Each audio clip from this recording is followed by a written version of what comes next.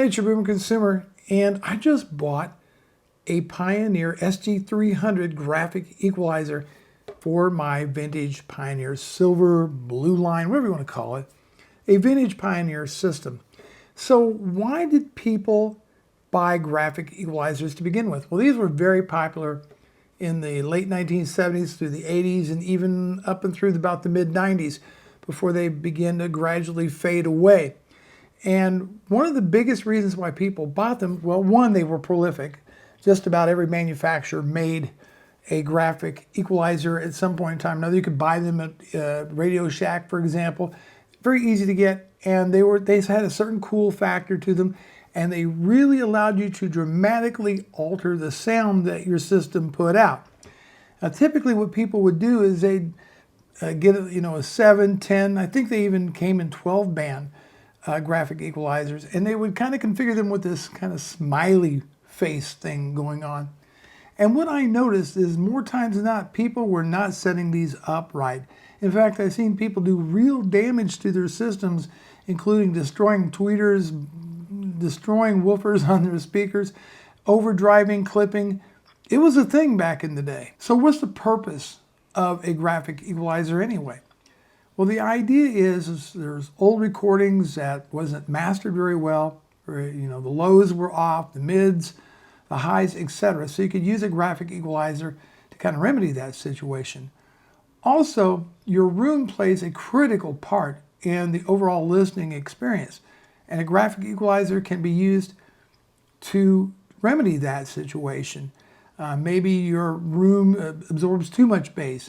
Then you could boost the bass up a little bit or muddy the mids or the highs.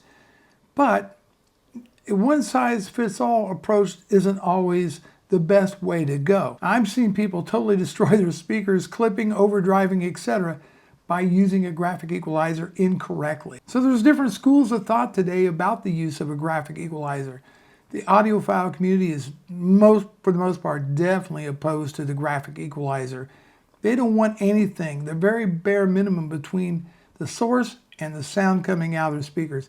Anything in between that doesn't add value, they're not interested in. Another school of thought is they're okay if they're used very, very carefully. But what they shouldn't be used for is to overdrive your system to the point of clipping and distortion. So why did they go away?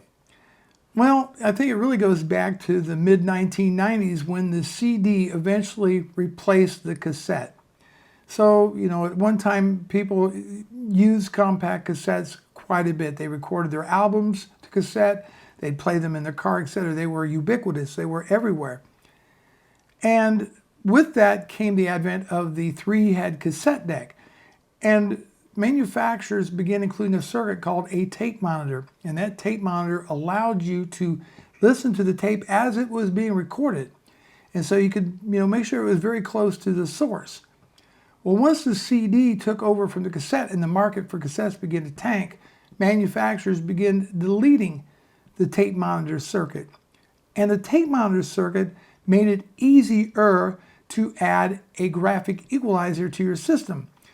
And Pioneer's example, they had not only the graphic equalizer, but they also had a dynamic range expander and a reverberation amplifier.